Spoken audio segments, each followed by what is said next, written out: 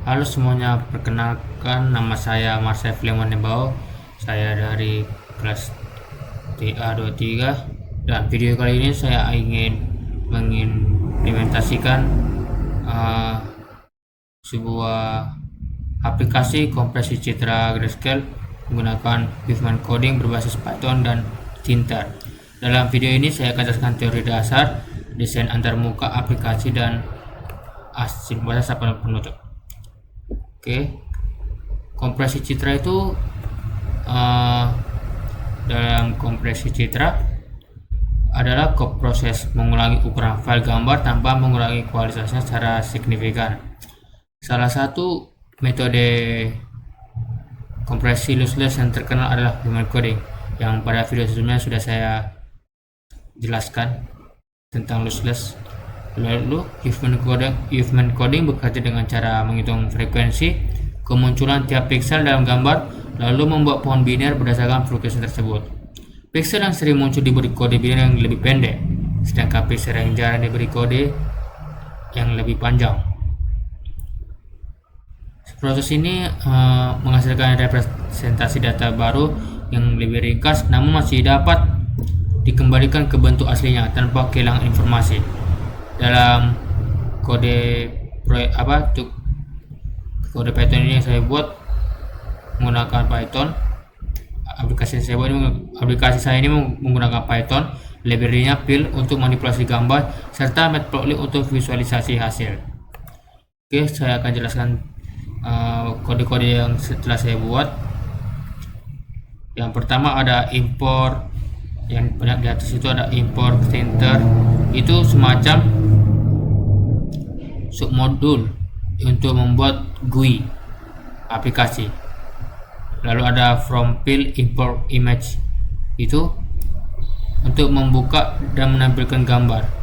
Lalu ada import HPQ untuk membuat priority queue yang diperlukan saat membangun pohon Huffman. Lalu ada import Matplotlib dan from Matplotlib itu untuk menggambar pie chart yang ditampilkan di aplikasi Thinter. Nanti ada saya desain, ada browse, ada button Huffman, baru nanti ada setelah kita button Huffman ada pie chart nanti kita lihat ya teman-teman. Oke, selanjutnya di sini ada kelas Human Node. Ini sampai ada banyak nih dev-devnya dari kelas Human Node ini. Yang pertama ada char nih, dalam kasus ini nilai pixel. Lalu ada frag ini teman-teman bisa lihat adalah frekuensi kemunculan karakter tersebut. Lalu left and right adalah anak kiri dan kanan pohon. Lalu ada fungsi ini override operator kurang dari supaya node bisa dibandingkan berdasarkan frekuensi, berguna saat digunakan dalam heap. Lalu ada def build human tree. Ini fungsi build human tree yang isinya itu kayak tentang menerima peta frekuensi karakter atau nilai pixel dan frekuensinya, lalu membuat list node dan mengubahnya menjadi heap atau priority queue, lalu mengambil dua node bagian dengan frekuensi terkecil, menggabungkan jadi satu node baru dengan frekuensi gabungan. Lalu proses ini akan diulang terus karena awal ini di prosesnya diulang terus sampai tinggal satu node yang menjadi root pohon Huffman, lalu dikembalikan sebagai hasil. Lalu ada def generate code. Ini adalah fungsi generate code yang fungsi rekursif untuk mengesain kode biner ke tiap karakter. Lalu ada kode bertambah 0 saat turun kanan kiri dan 1 saat kanan kanan. Saat node down berisi karakter, ditemukan kodenya disimpan di kode map, lalu akhirnya mengembalikan peta karakter ke kode biner. Lalu ada selanjutnya def human compress. Ini fungsi menghitung frekuensi. Ini fungsi untuk kompres Huffman-nya, yaitu menghitung frekuensi setiap nilai pixel dalam data dari angka 0 sampai 255. Lalu membuat pohon Huffman dari frekuensi, lalu membuat peta kode untuk tiap nilai pixel, lalu mengubah seluruh data menjadi rangkaian kode biner sesuai peta code, lalu mengembalikan hasil encode dan peta kode. Lalu ada kelas lagi, ini untuk GUI-nya. Ada kelas kompresi app yang ada beberapa fungsi dev-nya ini. Pertama kita ke dev pertama. Ini untuk membuat jendela aplikasi dengan ukurannya 120 x 540 pixel. Lalu ada tombol browse. Ini nanti ada tombol browse. Nanti saya tunjukkan desainnya. Tombol browse dan ada masukkan jalur path ini untuk ngambil gambar. Ini ada label tampilan gambar untuk menambahkan gambar grayscale hasil resize. Lalu jika belum ada gambarnya, nanti ada tampil teks citra grayscale dengan backgroundnya abu-abu.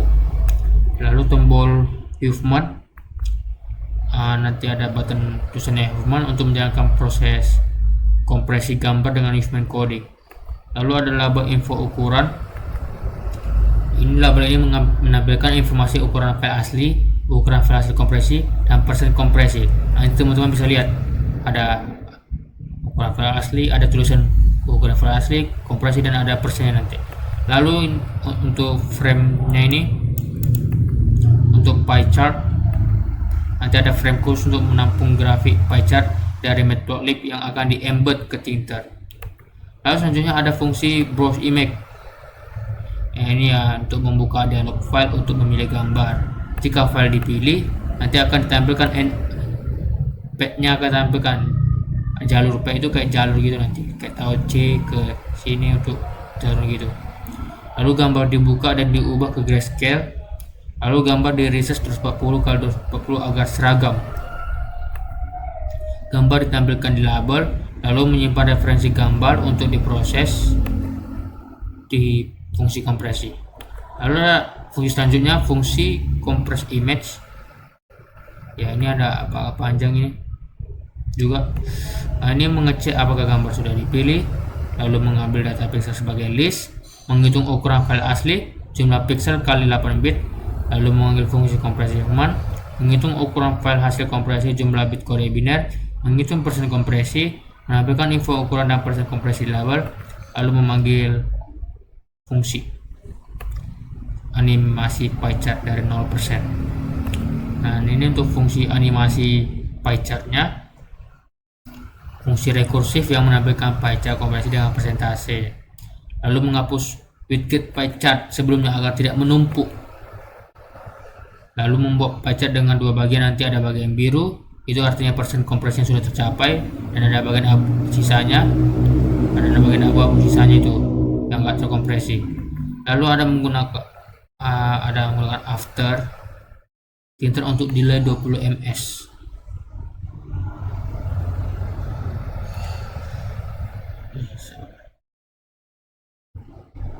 Untuk delay 20 ms dan manggil fungsi lagi dengan persen bertambah 2 sehingga animasi nanti naik dari 0 ke persen kompresi akhir. Lalu jika kadar persen sudah lebih besar dan persen dari kompresi, animasinya berhenti. Nah, langsungnya ini main program untuk menjalankannya, untuk membuka instansi aplikasi kompresi app nantinya. Lalu sudah saya jelaskan, saya akan tampilkan desainnya. Mungkin belum nampak, teman-teman sabar.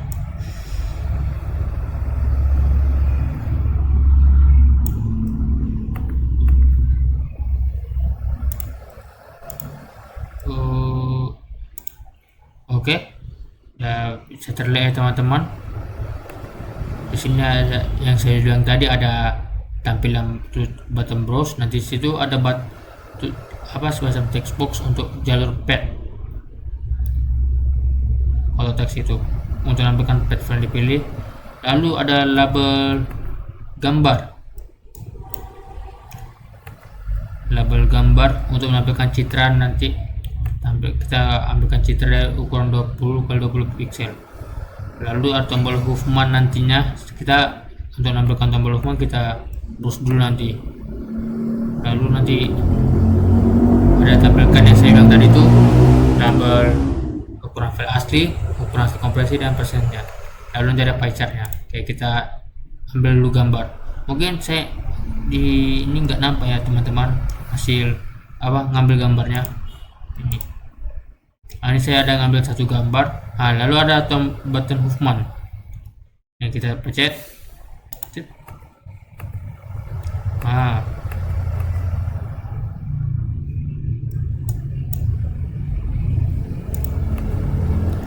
Itu teman-teman bisa lihat teman-teman, ada kompresi dan belum terisi.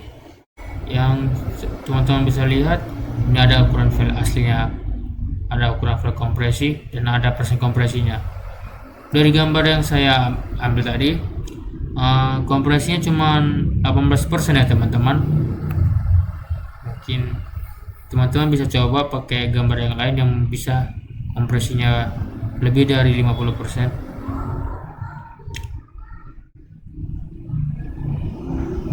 Oke, coba saya cari gambar lagi. Gak ada gambar yang bagus nih. Coba gambar ini lah. Ada gambar bitmap. Kita kompresi. Oke, dia berputar, masih berputar.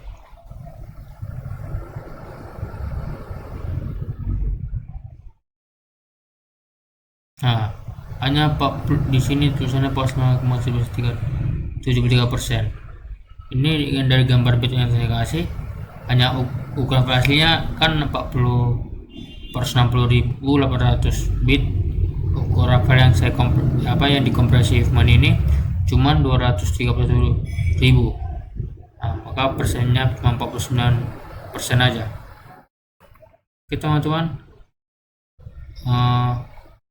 dengan ini kita bisa melihat bahwa human coding cukup efektif untuk gambar grayscale yang memiliki banyak piksel berulang.